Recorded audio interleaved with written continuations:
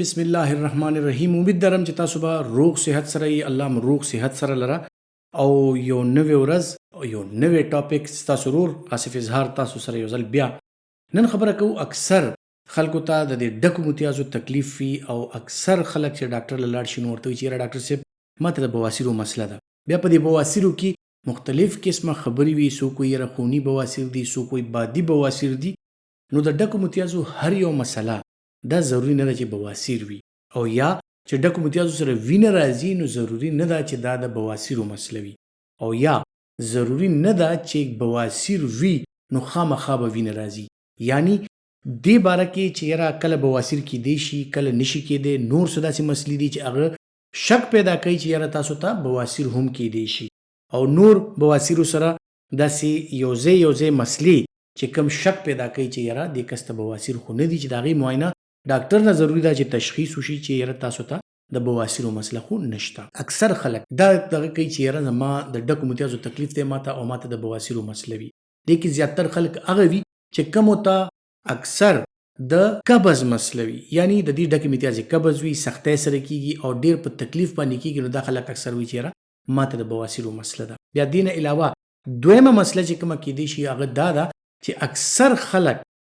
ډکو متیازو د مسلې سره قبض سره هغې ته اکثر له د ډکو متیازو ځای کې یو زخم جوړ شي او هغې ته اینل فشر ویلی کیږي، او دغه اینل فشر انتهایی سخت درد کوي. هغې سره ډکو متیازو کې انتهایی سخت تکلیف وي. ډکو متیازو نه بعد چې صفایي کوي انسان نو هغې نه بعد هم ورته کولمه کې ډېر سخت تکلیف میلاویږي، او استنجا سره یا اوبو سره چې ځان دې صفا کوي د استنجا په وخت کې دته سخت سوځې او سخت درد محسوسیږي. اکثر له چې استنجا کوي او ځان وینځي نو په هغه ټایم کې ورته ډېر سخت تکلیف میلاویږي. بیا یو بله مسله دې سره دغسې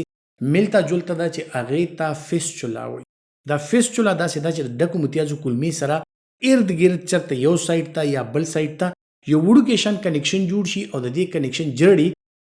ډکو متیازو کولمه چې کوم ده هغې ته میلاویږي. نو دا یو کنیکشن جوړ شي او د ډکو متیازو د ځای نه علاوه یو بل داسې وړوکی غونته کې دانه وي چې د هغې نه اکثر له د ډکو متیازو مواد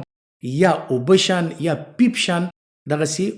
هغه را روان وي چې هغې ته اکثر خلک وایي چې یاره ما نه دا پرتوګ ګنده کېږي یا ما نه ډکو متیازو کې پیپ سي. نو دا خو به د بواسیرو مسله نه وي. نو تاسو ته څنګه چې ما واضحه کړه چې بواسیر بیل شی دی، اینل فشر بیل شی دی، فیسچولا چې کوم دا یعنی دا کنیکشن چې جوړ شي د ډکو متیازو کولمې نه علاوه دا یو بیل سیز دی.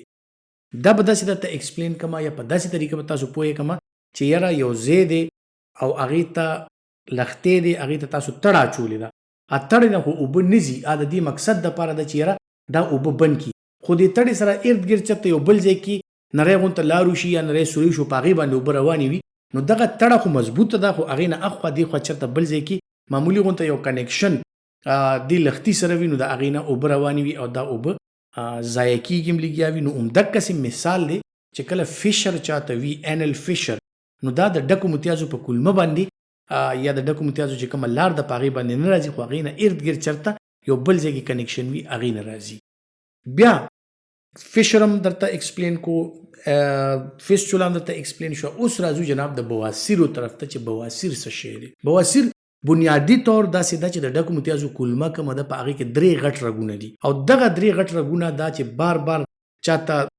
قبض وي یا د چا وزن زیات وي یا اکثر خلک سټرینینګ کوي ډکو متیازو سره زور کوي، زور سره د هغې ډکې متیازې کېږي، یا ډېر خلک داسې وي چې هغې ته دایمي نزله، دایمي ټوخې، دایمي د سینې مسلې وي. نو هغې بار بار پریشر سره دغه مسلې زیاتېږي. او بیا هغه کسان چې د چا د جګر بیماریانې وي نو هغې ته د معدې د خولې سره چې کوم ته ایسوفیجل وایرسز وي 3 رګونه غټ شي، او د ډکو متیازو کولمه کې دغه 3 رګونه غټ شي کوم ته چې هیمورایډز وي. اوس دغه هیمورایډز یا دا بواسیر چې کوم دی نو دا داسې وي چې دغه رګونو کې مسلسل پریشر زیاتېږي او دا پړسیږي. نو چې چاته بواسیر وي هغې ته شروع کې علامات دا وي چې ډکو متیازو سره داسې 3 یا 1 یا 2 خو 3 تعداد دی د دې. نو کم رګ کې پریشر زیات دی، 1 کې زیات دی، 2 کې زیات دی، 3 واڼو کې زیات دی، او که 3 واڼو کې زیات نو بیا 3 رګونه یا 3 غوټې هغې ته محسوسېږي چې یاره زه ډکې متیازې وکړم نو هغې نه بعد زما د ډکو متیازو ځای کې داسې غوټې غوټې ماته محسوسېږي. اکثر لا دا بیا خپله واپس شي، خپله دغه شي چې کله هغه پریشر کم شي هغې نه بعد بنده وګرځي راوګرځي لږ ودرېږي هغې نه بعد دا خپله غیب شي خو چې دی بیا کینی او بیا ډکې متیازې کوي نو دغه مسله یا دغه د بواسیرو رګونه چې کوم دی دا بیا وپړسېږي نو ډېر وخته پورې دا داسې وي او بیا یو ټایم داسې راشي چې دا دونه وپړسېږي چې د هغې هغه دیوالونه کمزوري شي او چې ډکې متیازې کله دی کوي نو هغه ورسره زخمي کېږي او دنه وینه راځي اوس وینه په دې ټول کنډیشنز کې راتلی شي په فشر کې هم راتلی شي وینه چې کوم دی نو په بواسیرو مسله کې هم راتلی شي او ورسره چې کوم دی نو د کم د فیسچولا مسله ده هغې کې هم راتلی شي خو فرق پکې دا دی چې د فیسچولا کومه ګندګي ده یا کومې اوبه دي یا کومه وینه راځي یا کوم پیپ راځي هغه مسلسل را روان وي او مسلسل د انسان کپړې ګنده کېږي هغې سره بېلمازه کېږي د بواسیرو چې کومه وینه ده هغه اکثر لا چې کله ډکې متیازې وشي نو هغې نه بعد اکثر له یو څو څاڅکي راشي او بواسیرو سره چې کومه وینه راځي نو تر کله پورې چې دا بواسیرو کې انفیکشن ني یا دې کې وینه چکه شوي ني چې کوم ته موږ په انګریزۍ کې ترومبوسیس وایو ترومبوزډ بواسیر دا به درد کوي دې نه علاوه نارمل بواسیر اکثر بالکل درد نه کوي چې انفیکشن وغیره پکې نه نو اکثر دا خلک پویم نشي خو ورته پته هم نه چې وګوري ډکو متیازو کې تېنه وینه تللې وي نو دا اکثر د بواسیرو علامات دي او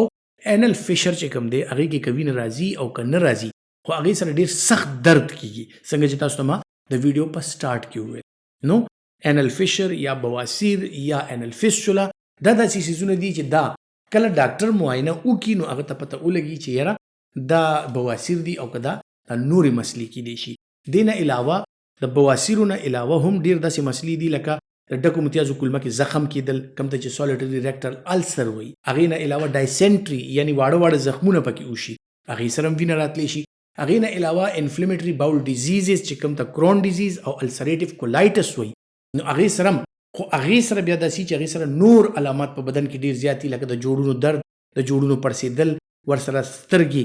نظر متاثره کېدل سترګې خشکې لګېدل د زړه مسلې د زړه د والونو مسلې دا څیزونه دغه بیماریانو سره تړلي څیزونه دي او دا ورسره کېدی شي او هغه بیا خطرناکې بیماریانې دي چې د هغې په نور بدن باندې په نور وجود باندې په چمړه باندې په زړه باندې سترګو باندې پھیپړو باندې یعنې زموږ په لنګز باندې هم دا هغې اثرات کېدی شي نو هغه یو ملټي سیسټم بیماریانې دي چې په کوم کې ډېر ستاسو اعضا انوالو شي بواسیرو پورې به ځان محدود وساتو یا دا فشر چې دی یا دا فیسچولا چې کوم ده د ډکو متیازو چې کومې مسلې دي چې کوم صرف د کلمې سره تعلق لري نو د هغې دپاره یو څو څیزونه چې هغې نه که تاسو بچ کېدل غواړئ چې دا مسلې تاسو ته ونه شي نو د اوبو مقدار زیات ساتئ چې تاسو ته قبض نه کېږي قبض که چاته وي نو هغې د فایبر په خپل خوراک کې استعمالوي لکه د سپېغلو ست شو دغسې د تخم ملنګه شو دغسې تخم شربتي یعنې چیا سیډز شو سبزیانو استعمال زیات د فروټ سلاد استعمال زیات نو دغه څیزونه چې کوم دی دې کې فایبر وي او دې سره قبض مات وي خېټه نرمه وي سټرینینګ نه کېږي نو دا د بواسیرو او دا مسلې دا ورته بار بار نه کېږي دې نه علاوه خپل لایف سټایل موډیفیکیشن ورزش خیال ساتل د خپل آرام خیال ساتل د خپل خوب خیال ساتل دا ډېره زیاته ضروري ده دې سره ستاسو هاضمه بهترین وي او تاسو ته دا قسمه د هاضمې مسلې لکه قبض یا خېټه خرابېدل دا نه کېږي نو دې سره سره د بواسیرو او دغسې دا نورې مسلې دي دې نه تاسو بچ پاتې کېدی شي دې باره کې به انشاءالله نورې هم خبرې کوو د دې علاج باره کې چاته اپریشن پکار دی چاته نه دی پکار دې ټولو باندې به انشاءالله خبرې کوو چېرته بل ویډیو کې اوس دپاره هم دا ډېره ده دا ویډیو لایک کړئ او دا ویډیو ضرور شیر کړئ خپل ډېر خیال ساتئ د الله په امان